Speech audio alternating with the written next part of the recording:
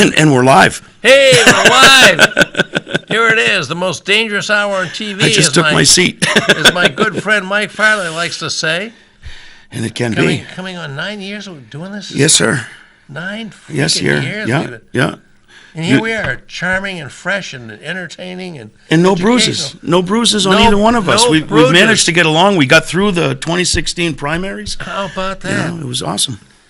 I think it's just amazing. I think it's just absolutely amazing. And tomorrow is the Turkey Day here. A lot to be thankful for. Regardless of those things that bother us. Thankful for.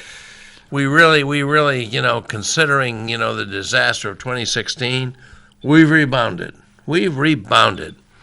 And by the way, I understand all you were planning to retire this whole feature, which I've so loved.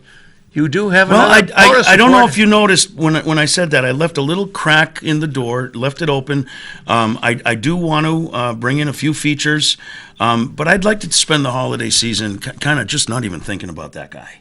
But I have something hard to do. But I have something today, so I figured right. I'd ask if I could have permission, if I could have a minute or two. Kind of a holiday related theme, and it's a mystery. It's a mystery, and I'm going to ask all of our viewers to help us solve this mystery. And the mystery is, why is the Pentagon sending so many pies to our troops this Thanksgiving? Apparently, this year, the Pentagon will be sending 81,360 pies to our troops overseas in difficult circumstances for Thanksgiving. Now, they've done this every year, but last year they only sent 6,288. It's a 12-fold increase. And boy, you got me intrigued with this. It's a mystery. What is the answer to this mystery? We don't. You got to tell us the answer. We truly don't know. But I can go on. Right now we have about 40,000 troops in CENTCOM, the Middle East, and it appears that they're going to be getting an extra 75,000 pies for their Thanksgiving menu this year. The Pentagon says it's due to a change in menu planning. So I don't know if that means that they're only going to get pies and not the dinner. What about all the guys on the southern border to prevent the invasion of the caravan? No, that they will be fed from the local bases in Texas and Arizona. There's going to be some supplementation from the Pentagon. I knew you were going to ask that, Bob, so I looked into it. You were right. But they will be fed. That's not part of this. This is virtually all going to CENTCOM and AFRICOM. And just as an example, they'll be providing 10,000 more pounds of ham, 25,000 more pounds of beef, and more than double the 2017 amount of shrimp.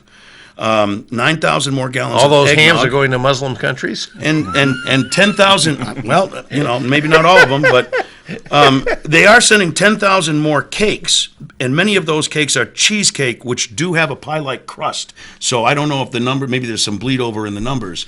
But this is truly a mystery. No, it was first reported by NBC News early this morning, and followed. Where the hell did you get this? By Fortune magazine. I mean, it's all over the internet.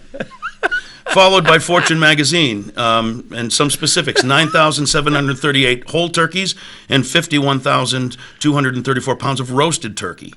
7,836 gallons of eggnog. I mean, they've got a lot of guys to feed, but it is a mystery. Nobody really knows why this huge increase in volume.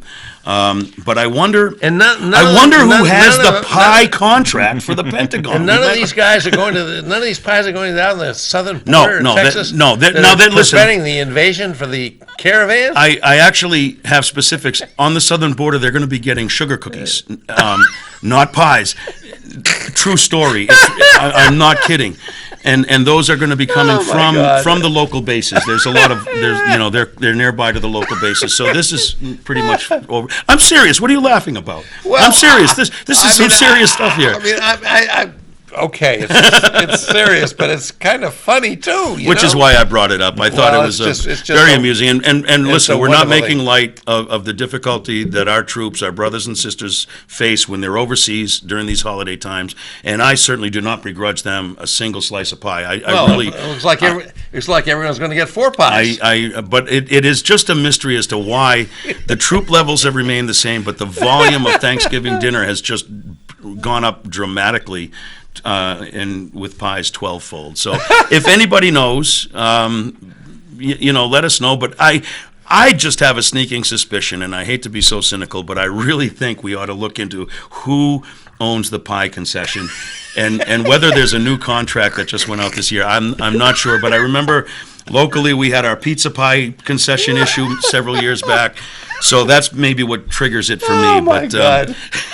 I thought we'd have some fun, and that's this week's POTUS report. Well, I'm having an enormous amount of fun with it. I don't know if our viewers are, but I think we just had a call, but 641-3091 if you want to participate. I thought that was a dandy. Mike, that was American pie, American pie. Well, nothing's American as apple pie and. Well, it didn't differentiate. There might be some squash pie, some pecan pie in there. I don't know. My favorite is pecan pie because it's all sugar. I gotta love that. So that's fun. That's really fun. So now let's get down to business. We've been doing a lot of politics, as everybody who's watching this show knows, because we had a phenomenal electoral season culminating on November 6th when we had an unbelievable blue wave hit New Hampshire. Unbelievable blue wave. And I'm happy to say it brought me back into my fourth term as a state rep, and I think I'll be the chair of the Science, Technology, and Energy Committee. Congratulations. I am so excited. I am having the best time. I'm just, I can't stop smiling about what we have a chance to accomplish here, and I want to talk about some of that. But it's time to get back to Manchester, the Queen City, and our school system. And we are very pleased to have with us tonight one of our fine school committeemen, Dave Scanoff, representing Ward 12. Welcome, Dave. Ward 2. You didn't win an overwhelming victory, but in politics it doesn't matter. If you win, you win. And he won. And he's been a real terrific contributor on the Board of School Committee. Thanks. And Dave, I thank you so much for joining us. It is Thanksgiving Eve. Yeah, on the eve of Thanksgiving. Well, this is really fine for you to be here and to be willing to participate with us. I'm happy to be here. And I had hoped that we could have somebody representing Manchester Proud here to join you, but Barry Brenzinger, who I reached out to, was not available. And Barry, it's very rare, I think, that Barry is turning down any appointments at this time. He is everywhere. He is in the schools. Awesome. He's a great asset to that organization and to our schools. Yeah, he is. Yeah. And you are too, David. And you've been in the news because of a number of issues. You've talked about the length of the school board meetings. Do they really have to be so long? You've talked about, let's see, what are the other things you wanted to talk about? You even got a favorable editorial in the Union Leader. Which makes me a little suspicious right there. Yeah. But you did. Yeah. And that was about the teacher contracts and, was something about, should we go to 5-year commitments to contracts? For the superintendent. Yeah, I'd like you to talk about that. So when I was growing up, the Union Leader was an afternoon newspaper. You may remember this. Mm-hmm. And so kids used to deliver it. Right. And so oftentimes right before dinner, the paper would be delivered, and that would determine sort of my dad's mood at dinner time. And so if he were alive to say, to see that I got a favorable shout out from the Union Leader, it might have, had he not been in his grave, it might have suspicious about your bona fides, probably. Exactly. So, but it was a nice, pleasant surprise. But the issue wasn't, to me, particularly controversial. There was a proposal that we would change our rules. The board rules say that we can have superintendents enter into contracts for 2 years. The proposal was to change that for 5 years. However, the public didn't know anything about it. There was no notice on our agenda that this was coming up. The actual vote on suspending the rules came after midnight, or approaching midnight, let's say, after we had gone into non-public session, and then you come out and take a vote. And the rule change, both the rule change was debated and voted on at that point in time, and the actual issue of extending the superintendent's contract. And the job of superintendent is such an important one that I just feel there needs to be public notice that that's going to be coming up. Not that the public's going to be negotiating the contract or be privy to that, but just so they can weigh in. And I think most people would say we think Dr. Vargas is doing a pretty good job. I would think probably, yes. Yeah.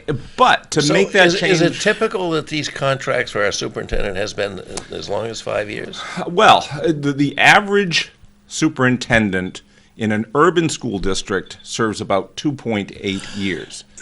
That's an issue. I think it's a legitimate issue to talk about longevity in terms of a superintendent's contract. And when you say that, you mean continuity as well. Right, exactly. And many people would say, that's pretty important to have that. And I'm not going to disagree. Dr. Vargas has been here 2 years. We're going to extend it at least two more years, at least according to our rules.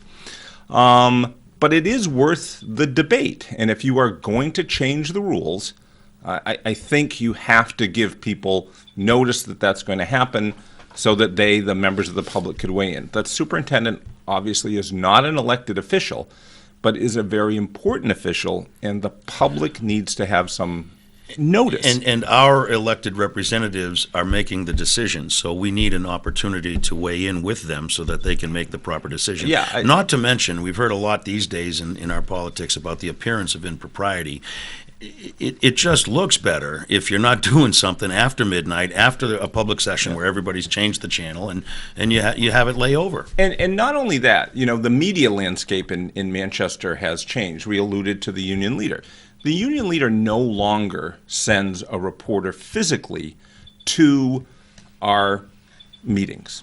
And I completely understand that. Paul Feely, who covers city politics, is doing more like anyone else. He's multitasking. And so he's monitoring what happens on public access. In this instance, however, the actual vote that we took, normally after non-public, Joe, whom we all know, may come back and record the actual votes. It was so late this time that it's understandable that may not happen when you go midnight or beyond. So if there was not going to be any coverage in the union leader of this, there wasn't going to be a tape of this vote, it very well may have been for people not in the know. Who reads the minutes, right? It would have been weeks Yep. before anyone knew about this. And so that's another consideration as board members that we're obligated to take into account, I think. Wow. So how do you think this is going to come out? Well, I think there's general acceptance that Dr. Vargas is going to be here for, at least from the board's perspective, for 2 more years. Have we ever extended a contract for a superintendent as long as 5 years? The last, I would say, the person who last achieved 5 years was Dr. Brennan. Dr. Yes. Livingston was here for 3 years and then retired. The previous superintendent, Dr. Ledwell, I would say Dr. Ledwell was here about 5 years as well. But it's been back to Henry McLaughlin when I was in school, Right. before you had a truly long-term 15-year superintendent. Right, right. But you mentioned that the average in an urban system such as ours is about 2.8 years. What's the point of changing the policy? And let me get it straight. I guess I'll ask: is the policy that it would be a 5-year increment, or it could be up to 5 years, depending upon the discretion of the board? What would the It could be up to 5 years. So Yes. it sounds to me kind of like trying to exercise the option on a good pitcher. You want to lock in a good person for a longer term. Now, could they just? I mean, we don't have slavery in this country. Could a superintendent after 2.8 years take a better offer anyway? Yes, absolutely. I think it in some ways gives that individual a great degree of power. The concern that I have with a 5-year contract is, and this has happened before in Manchester, if the board and the superintendent part ways for any reason other than for cause, something that's obvious and egregious, but just find that they are not meshing, that their goals are different, in order to get rid of that individual, we would be on the hook for the remainder of a big payout, his salary for the remainder of the contract.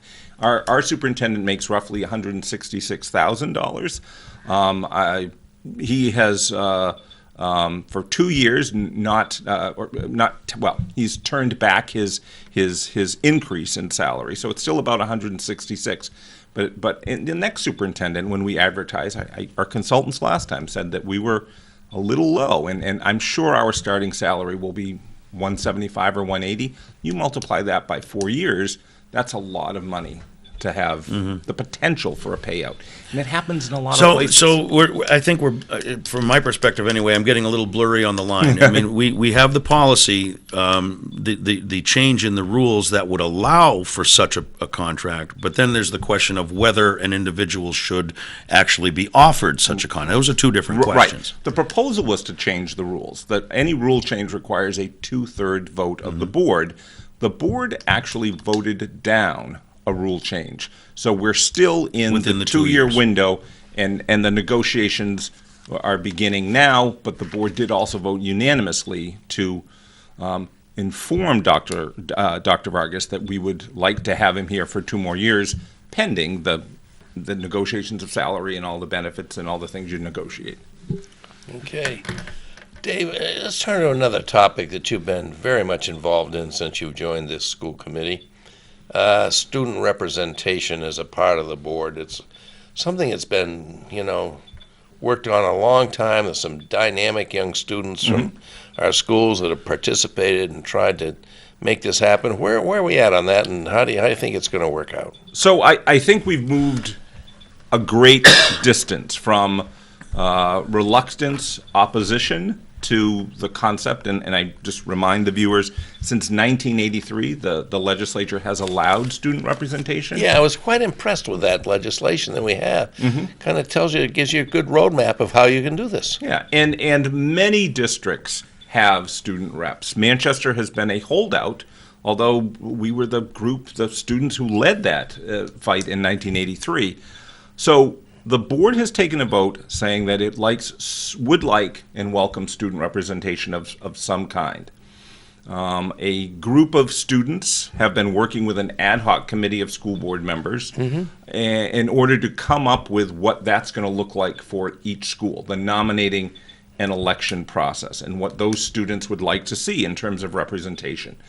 On December 3rd, the ad hoc committee is going to meet, I believe, one more time with the student members and come up with what would be a formal plan. Now, the board may reject that. The law calls for non-voting student representation.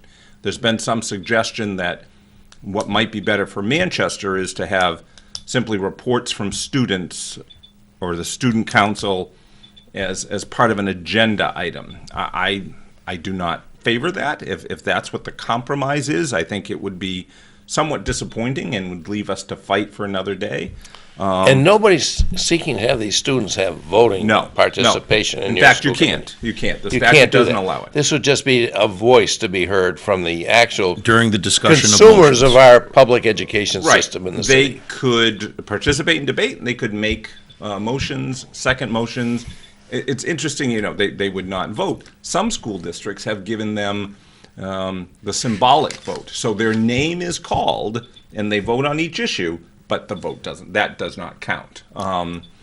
Is that part of the proposal from Manchester? No, it's not. Well, it may be, depending on what the students say. Okay. But no, there's no ability for us to give them an actual vote that's counted.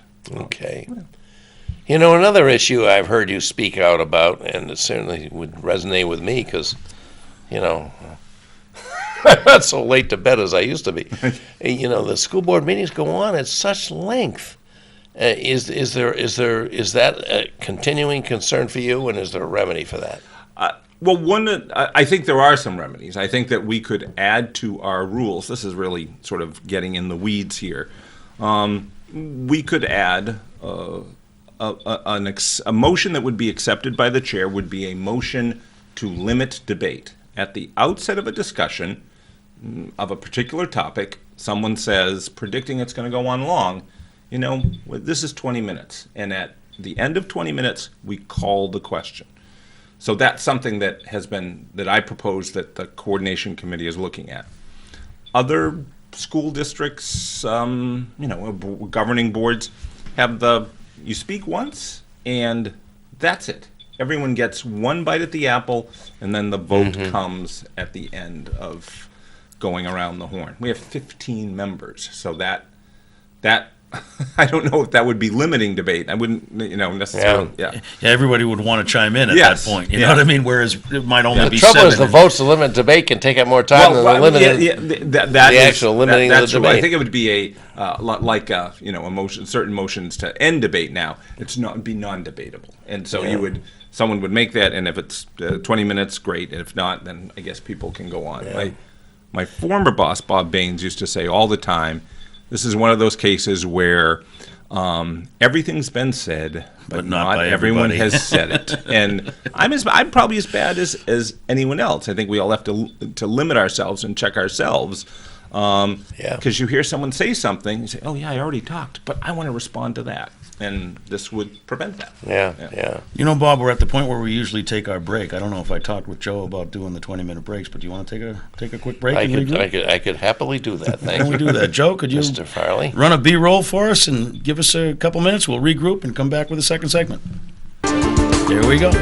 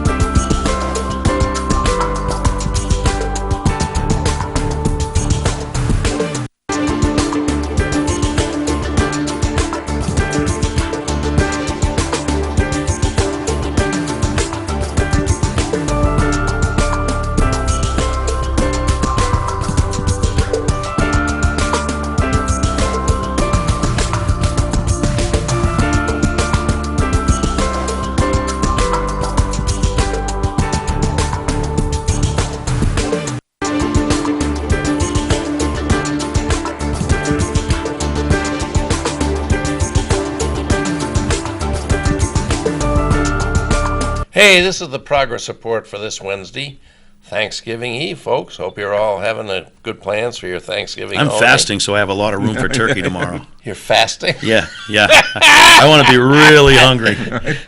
You're fasting. I'm slowing. I'll tell you that. Fasting is a good idea, by the way, but I haven't been doing it recently. We are here on this Thanksgiving Eve with Dave Scannell, a very fine educator, long history of being a teacher at Central. Now he's you're still Milford. teaching in Milford, right? Yep. The Milford Love it. Cooperative School. Administrator. And I work there. but he's not lost his interest in the fate of and the growth and progress of Manchester's school district, because he's serving as the Ward 2 committee man for the Manchester's Board of School Committee, and obviously is making quite an impact. He's been praised by the Manchester Union leader. That's unusual for people that I like. And he's, I like the qualifier there, Bob. and he's on to a lot of very, very key issues, and one I want to turn over to Mike to pursue right now. Sure. Dave, we talked a little bit about it before we came on the air, and Bob, and I'm coming at this really from a place of ignorance, and I'm going to ask these questions to kind of ask you to inform us about what went on. And basically, I'm coming from this because earlier in the week, I got a whole bunch of texts and emails concerning an issue that came up at the most recent school board meeting, and it involved a student at Central who had written an editorial. And as I understand, it was concerning the teacher contract issue. Mm-hmm. I have not read the editorial, but I do understand that one of the school committee people, Rich Gerard, at-large committee member, felt the need to communicate with that student and went into, by virtue of his privilege as a school board member, went into the school district database, found out her contact information, and then proceeded to contact this student. And from what I understand, objected to some of the things she said and may have, I don't want to characterize what he said because I haven't read it, but may have, brought her mother into it, being a teacher. I'm not sure. Yeah. But it does raise some issues about privacy, students' expectations of privacy, power and the use of that power. And I wonder if, first of all, if you could kind of give us the facts a little bit on that so that I'm a little clearer, and then maybe we can briefly talk about the issues it raises. Sure. I'm not sure anything about her mother being mentioned or not. I think you laid out the facts pretty accurately, and I don't want to get into the back and forth of he said, she said. That's not my point at No, all. I understand. I want to get to the issues that it raises. So it did raise this issue of email access that school board members have to students' emails. And because we are all assigned as school board members an email address through the Manchester School District. Every student has one, every teacher has one, every employee in the district has one. And like other email systems, apparently, if you type in the first letter and then begin spelling the last name, you will get the student's email address. So because of this controversy, that issue was introduced to members of the Board of School Committee. I email regularly using my email address. I don't know that because I always knew who I was emailing, that I ever knew that student names would come up or anything like that. Mm-hmm. The student email addresses also are contain their student ID numbers. And so board members and parents who brought the issue up at the school board meeting were rightly concerned about any school board member having access. And so a motion was made to eliminate this practice, have IT do what IT does and cut off school board member access to any student emails. The theory being, if I wanted to send anything to a student, that I could do it through a teacher, a principal, in this case, a newspaper advisor. And that's the second issue that I want to get to, and that is the idea of direct access to students. I certainly understand that as the board of directors of our school district, school board members need to be hands-on. I understand that completely. I understand that they need to walk through the schools, they need to walk into classrooms, and they need to speak to students and gather information. I understand that. But are there limits to that? And if so, where are those limits? And I would state my opinion that contacting a student to object to an editorial that student wrote in a student newspaper without going through the advisor or through the parent, more specific, preferably, that really sounds wrong to me. And I wonder if there's been any discussion about where that line should be. And the motion about cutting off access was referred to committee, and I think the committee is going to look at this more. The coordination committee is going to look at it more broadly and perhaps address those issues.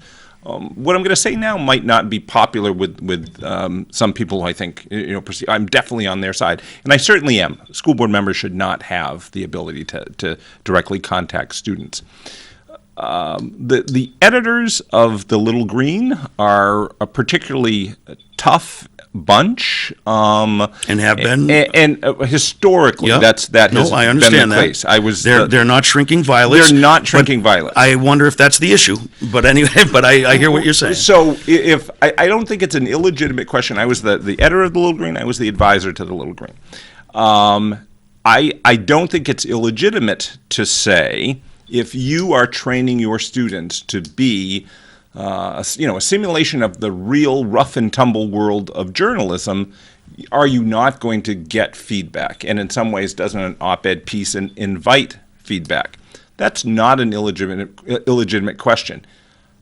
What's different than when I was a student journalist and even when I was advisor is what mischief can happen on the internet or via email. And that is now a legitimate concern. And I would say that as resilient as the Little Green editors are, and they can take it, whatever it is in terms of a response, school board members should not have the ability to directly do that. You can send to the Little Green a letter to the editor an op-ed submission, but the direct contact, that's where I agree with. I think the consensus is that shouldn't be the case. And I don't want to belabor Yeah. the point, but just because a person can take it doesn't mean they should have to. And I want to point the spotlight not at the student. I want to turn the spotlight at the person in power, the adult who had to make a decision on appropriate conduct. And in my humble opinion, there might have been a better way to go. Yeah, That's where yes, the student could take it, that's fine, but should a student have to take it from a school board member? And I think that's why this policy is likely to be passed. I don't see that it's going to be anything of great controversy, for that reason, that we live in a world today in which there are easily alternatives for a school board member to contact a student. Yeah, I mean, just because you can doesn't mean you should. My Right. parents taught me that when Yeah. I was a kid. Yep, I don't disagree. So, Dave, we had a Manchester delegation meeting of the state reps representing Manchester at the City Library. Actually, just a couple of days ago, maybe it was even, I don't remember, very recently. And Lou D'Alessandro got up and said, on any given day, there's about 1,000 kids that are, not attending school in the Manchester schools that should be attending schools. Is that true, and what can we do about that? Yeah, I'm not sure about the exact number. I mean, now we have a policy since Governor Lynch's era where you can't drop out at 16. Right. Our rates of absenteeism, I'm an English teacher, not a math teacher, suggest to me that I don't know that the number is that high in terms of absenteeism. 1,000 I hope kids not, because that sounded a appalling. day. However, that could be a different kid on any different day. So I'd be curious about the figures. I'm not contesting them. Lou knows public education. However, are there definitely things that we can be doing? Yeah, and I think we are doing a lot of those things. That instead of doing the old Carnegie units, butts in the seats for X number of hours, that we are giving students the opportunity to do performance assessments, that they're doing ELOs. My biggest concern. What's an ELO? It's an extended learning opportunity. Mm-hmm. We might call it an internship, mm-hmm. But for many years, that was not something that was didn't count. Yeah, right, exactly. And so now you'd put it on your resume to maybe to go on to secondary education, but you didn't get a grade for it. You didn't get credit for it. Yep. Exactly. And now we have ELO coordinators who work with kids and contact businesses and attempt to get as many students as they possibly can to get credit for not for the work experience, the legitimate work experience that they're doing, not as an after-school job, but as something that's with all these benchmarks that an internship and whatnot would have. We do need to do more to revive a real alternative program. I mean, we used to have the PASS program at Memorial High School. That does not exist any longer. Funding was cut and it disappeared. And from what I understand, that was successful. It was evidence-based and it worked. Yeah, I think people will remember that as being something that made a really big difference in the lives of a lot of kids, of a lot of students, and that's something that I think that we need to revisit. There are, however, a number of ways for a kid who just can't stay in the seat for the traditional 45-minute period, in terms of credit recovery, in terms of VLACs, which are computer-based programs, and we're trying to do that as much as possible. Our adult ed program is something that we don't talk about enough, but that's an alternative way to get a diploma and get the stuff done. If you can't, if it's too distracting or it's just not your thing to be in the day at Central High School or Memorial or West, that the alternative, that the adult ed program is something that's available as well. So. What about the Manchester School of Technology?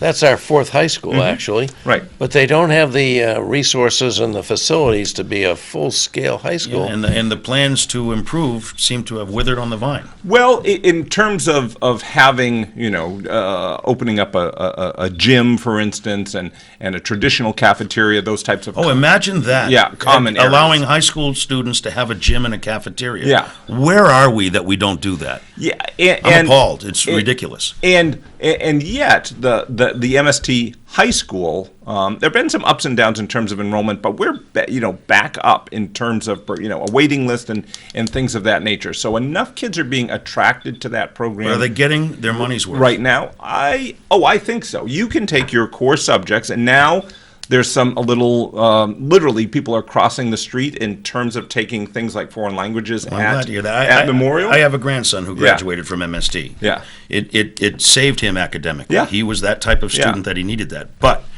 he missed out on a lot of what every traditional high school student has. Yes. And Like he didn't get athletics it. and- And his mother didn't get a refund on her taxes. And neither did anybody else. Now, I would say this, though. Any student at MST who wanted to participate in athletics or extracurricular activities, it may not be MST based. He might have to play for a Memorial team or the home school, but that is something that is absolutely open to them. But they don't have separate Separate but teams. equal is open to them. Yeah. Well,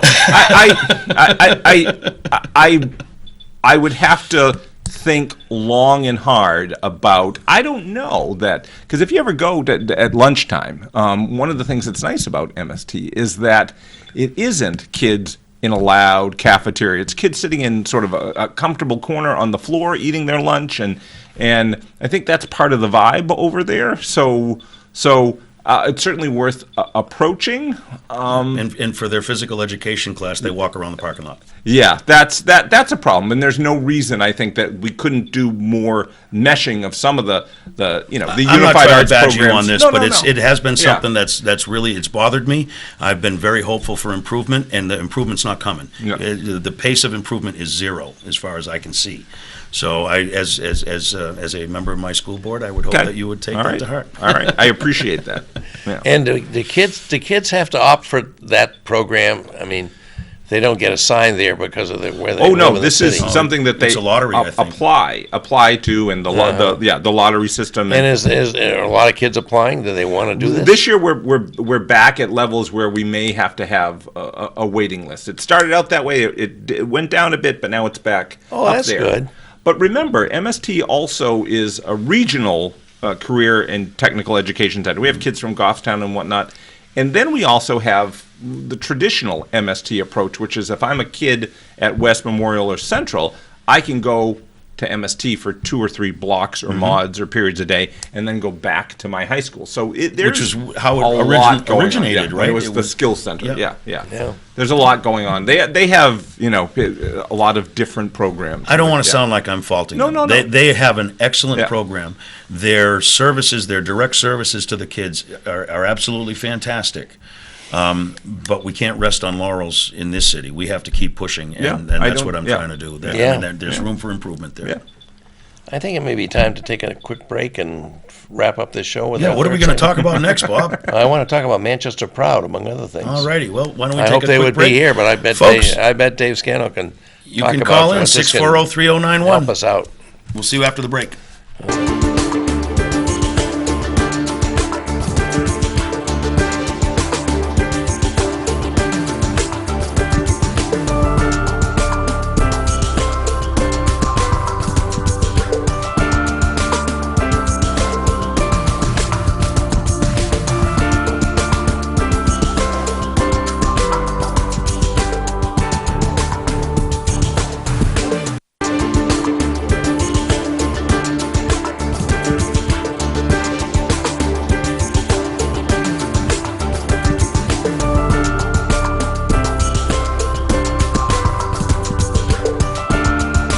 Hey, everybody, in this progress report world of Manchester, Hooksett, and Auburn, right? Manchester Hooks at Auburn, We and, hope- we and still coming hope- soon to Goffstown and Bedford. We've got the We process want- in place. We want that to happen. It's on my shoulders right now. You can blame me for all of it. I am the log jam, but unfortunately, with the holidays, I'm working on it, Bob. I'll try to have it done by next week. I don't know if I'm dressed to go into homes Well, in Bedford. let's see. but Let's we'll see if we do have Carol on the line. We hear a rumor, Bob, that there's a caller We on have line a one. caller.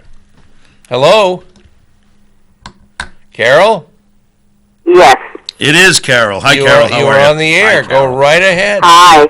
Well, you know me, sometimes I just have to speak up. I know I that. was listening to your discussion about the Student Voice Project, and I've actually been both observing and working with the young women who brought that idea forward. And unfortunately, I have seen something on the school board that troubles me deeply, and that is some racism. There's no other word for it, and I don't think we solve problems by ignoring them. So that's why I want to bring that up. What happened is the students who brought this forward are all black young women. They spent a year researching. They were the ones who knew about the state statute. They had looked at other school boards in New Hampshire and in Massachusetts to see how this could operate, and brought it forward, and eventually the school board did adopt it. But when the student committee was put together, those girls were passed over. Now, there's nothing that said they had to be on the committee, but it would be natural to put young leaders who were deeply involved in this subject on such a committee. There was a vote to add an additional member, and I believe David Scannell was the person who made the motion to bring that forward. So they did eventually get involved in the committee. But what I want to ask is there some training school board members could have, or something we can do to help folks be a little more aware? Because no one wants to be a racist. I don't think anyone sets out with that as a goal. It's something that sneaks up on you, and you look around and look at your own behavior and say, oh my goodness, I might have done something that was way out of line. There are other things I could point to as evidence, but I just want to raise the issue of getting some training or some discussion among our school board members about that issue. So I'll wait for Dave's ideas on that. Thank you. Thanks for calling, Okay, Carol. thanks for calling, Carol. And I have to say, you could not have a more sympathetic member of our Board of School Committee than David Scannell on this issue. And I just want to add to what Carol brought to the table, the diversity that we proudly hail in our school district. Rightly. And especially in a school district such as ours, I think the point that she's raising is an important one. I certainly don't disagree, and Carol and I have actually been working on this issue, and I would agree, Carol. I think it's important that we do talk, and I do like the way you put it, that we don't want to point fingers and accuse individuals of being racist, but there is an implied and institutional racism that colors all our big institutions, and the school board is, I think, no different than any other. We're approaching majority-minority status in the school district, where we're going to have 50% plus of our kids who are kids of color. When will that happen?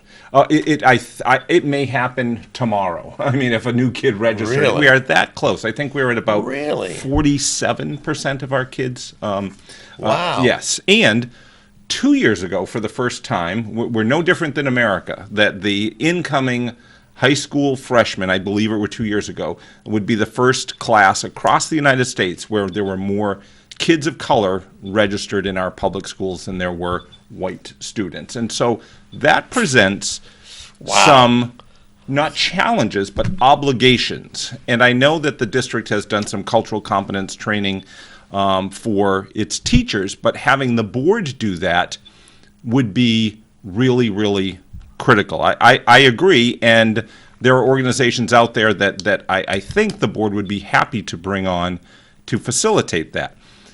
Can I just tell the story, Carol, because it's worth telling, and it's what you were talking about, a board member not knowing how his or her actions might be perceived. A number of students came one day to address the issue of student representation. One of those individuals was a young woman, a woman of color, a student who had been doing this issue for over a year. And she made her impassioned plea, and then two students from Central who happened to be talking about this issue for the first time, two accomplished white young men, students of privilege, both of whom I respect and admire, and in fact I saw one of them today, came before the board and made a presentation in support of the work that this other student had been doing. The reaction to those young, preppy white men among both the audience members and the school board was incredible. Oh, they're so articulate, they're so well spoken, thank you for coming. Literally at one point someone said, "Oh, that guy, you're a chip off the old block." Someone knew his father. The reaction for the woman of color who had been working on this for months and months and months, silence. And in fact, she was a person who was not originally included on the committee despite her work. I'm not sure that the reaction of the board members or the audience members, if anyone could appreciate how that reaction made that young woman feel.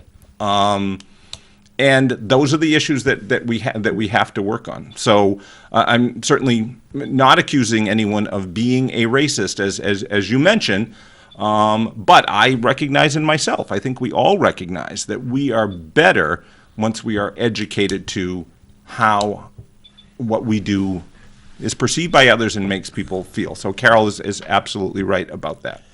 And this brings me to one of my favorite topics I like to talk about. The diversity we offer in this major urban area we have in New Hampshire in our public schools should be viewed as a treasure, not a detriment, a treasure, that people can have the experience of dealing with people from so many cultures, of different colors, different ethnic origins, different religions. It's a wonderful opportunity because a lot of education happens between the students, not just between the students and the teachers. The finest universities on the planet spend millions of dollars trying to achieve the diversity that we have as low-hanging fruit. Mm-hmm. Look at and this yet we don't embrace effort. it. I don't believe we embrace it as much as we should.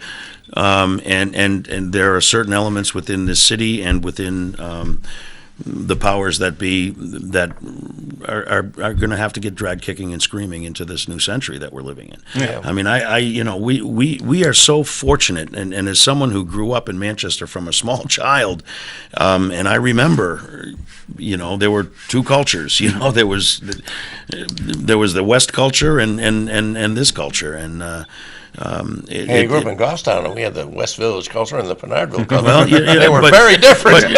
We're talking probably the same story, but I always wanted to live in a diverse, cosmopolitan metropolis where you might see native dress and maybe a woman wearing a sari, and I thought I'd have to go somewhere to see that, to a Montreal or to a New York or but it's here in Manchester, and it's come to us, and yet we don't embrace it and celebrate it like I think we should. Or make it, it's interesting you say that, or make it something that's exotic. Oh, someone is wearing native dress. It should be, I'm not surprised because my son's teacher and my coworker and the people whom I pass at Hannaford, that it's just a part of the But we're going to get there out of necessity. We're going to get there. So, you want to talk about Manchester Proud? One of the great facts and figures that Manchester Proud has brought to our attention is this. First of all, we were about 40 plus in terms of students of color in our schools. Some of the disconnect comes from our overall population is only about 20% people of color. So the people who are doing the voting, the people who are appearing on shows like this or at the decision making tables still represent that 80-20 split, probably more 90-10. But the demographic reality is that's not going to happen. Of the youth, though, it's coming up. Yeah, in 5 or 6 years. Yeah. Well, we've got a call. Nice to we have take, a call. we take Austin's call. Hey, Austin, you're welcome to join us on the Progress Report. Glad you are there, and go right ahead. Yeah. Okay, I'm going to give you. I've been involved in the Manchester school system for almost, I would say, more than 60 years. Let's Wow. look at Manchester, the lowest funding in the entire state, and New Hampshire's the lowest funding in the country. Out of 11,000 students, we have 2,500 kids from 90 countries and 60 languages. We have 2,500 kids with special needs. We can't even fund basic education for the normal child, let alone the special needs and the foreign kids.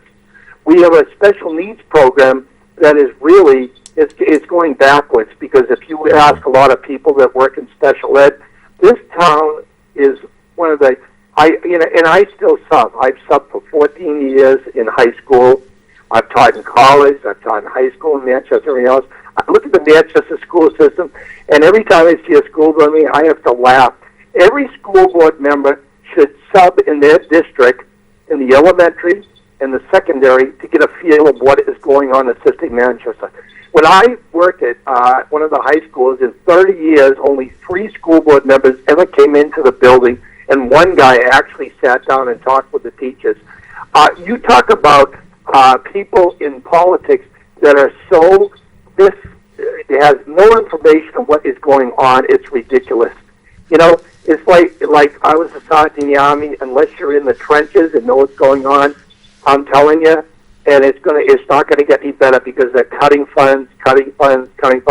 But when you fund $40 million underfunding in the city, and you have all these 5,000 students that are special needs, 504, and ELL, you can talk as much as you want and tell you what's going on, but it is a joke. Thank you. Bye. Thanks for the call. I think Austin raises some very Well, good, he raises the issue we important really issues. haven't talked about yet, Funding. David. Funding.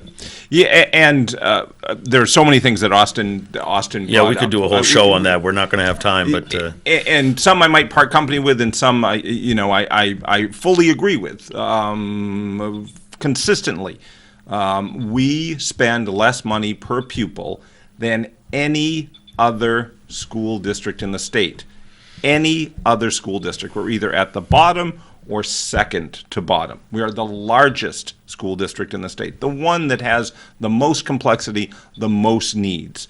But we spend less than, think of any small town, any unincorporated Hart's location, any small town. Including the towns that all sued for inadequate funding for exactly. education, like Claremont and Pittsfield and those towns? Exactly. So you are absolutely right about that. And let me tell you one other thing. I was at a finance committee. I'm on the finance committee meeting yesterday. We go through a budget process every year, and we say, all right, we're at roughly $170 million budget. Great. We're going to have $170 million to spend. It is not nearly enough, but here are the line items we're going to spend it on. Consistently, I think this will be the third year in a row that there's likely to be a spending freeze. So we're looking at what our budget allows us to spend and saying, if we keep spending at this rate, we are going to be in the red. So consequently, you expected to get this position filled at your school? Sorry, there's a spending freeze. We're told that supplies, paper, and whatnot, that's always all taken care of, but that is the reality of where we are at. And what's the solution? the solution is, and Dr. Vargas talks about it, that we need to go beyond this 1 year sort of, we sort of figure something out every year and stitch it together MacGyver-like. But we need to be bigger advocates for, let's look at what Andrew Volinsky is proposing, and let's look at whether or not Manchester needs to be driving any lawsuit that would say, we've got to do this in a better way. Well, we have a wonderful, new school committee man, Pat Long, long-time Ward 3 alderman. He's now an school committee large, and he's in the legislature. And he's proposing that we move to the Concord model and have the school district have its own revenue funding. So that alternative I noticed in Derry that they sat down, the school board sat down with its delegation and said, let's talk about building aid. Let's bring that back. We should bring that back. Let's talk about all Absolutely. of the Never should have lost it. all of the downshifting that has occurred. Yep. And let's see what can happen there. So, in addition, I want to mention one thing. So, we're power packed in the state Senate. We have Kevin Kavanaugh, who's a Memorial graduate. Donna, the Senate president, is a Trinity graduate, but former school board member. And we just elected John Morgan, who's a Central graduate. Yeah. I'm really happy about Yeah, that. me too, And, me and too. you helped him a lot. He's a great guy, Wonderful guy. Yep. And so, I talk about him. Well, don't tell him in his district about being like an additional senator from New Hampshire, and of course Lou D'Alessandro. Manchester, you mean? Yeah, from Manchester. Yeah. So I think that if we can leverage it, and we can make some movement in those directions, but that's going to require our school administrators and school board members to be much more of a presence in Concord. I think sometimes they play it too close to the vest. I don't want to offend anyone. I don't want to. No, you got to be up there. And Well, they have to be up there. Absolutely. Advocate. Absolutely. We actually had state reps from Manchester vote against funding for full-day kindergarten, which we provide out of our pocket. I mean, you need to be up there Yeah. holding those having- people yeah, to account. Exactly. So I think part of the solution is those things, but it's more of a presence, a visceral presence, where we tell the Manchester stories in Concord. Yeah. Yeah. Well, this is very exciting. It's been a wonderful hour. Quickly, we only got a little bit left, but I did want to get your take on, is Manchester Proud doing the job that they seek to do? Because I'm quite excited about that project. Yeah. Well, first of all, the amount of money that they are raising, $600,000, to engage in a process that we had zero funding for, which is, to put together a strategic plan, so that we ourselves, as a board and administrators, can say, this decision is meeting what goal? Why are we spending 40 minutes in this meeting talking about this when it doesn't meet any of our goals? So doing that goal setting it takes more than just sort of putting things on a whiteboard, and they are really involved, and it's in their own interests, because these are people who want to And we attract will have people. them back on. I hope they'll be on today. We're just about at the end of our time. Dave, it's good of you to come down. It was my pleasure. Thank you for inviting Thanksgiving me. Eve, Great and show. we were not sure we were going to be doing the show, but I think it's been a great show. Yeah. Thanks to you, and I'm so glad that you're contributing, as you did as an educator, now as a member of our governing body for our school committee. Mike and Bob, thank you. I We appreciate couldn't it. be more pleased to have people of your quality serving the city in this regard. And there's nothing more important in the city than the success of our public education system. I agree. Thank you. And this is really vital. That's why I'm so excited about Manchester Proud, because they agree on that general issue. I Folks, second that. everybody have a great day tomorrow. Enjoy your turkey day. Stay warm. Stay warm. Not going to be easy, but do that. Stay warm. We'll be back next week with another. You won't be here next week. I'll be here next week. We still in November next week? We still are, yeah. Well, It's an whatever. early Thanksgiving. It snuck up on me. Whatever. That's good. More time to shop. Okay, everybody. We'll see you next week you next with week, another folks. edition of the Progress Report. Take care. Enjoy the holiday.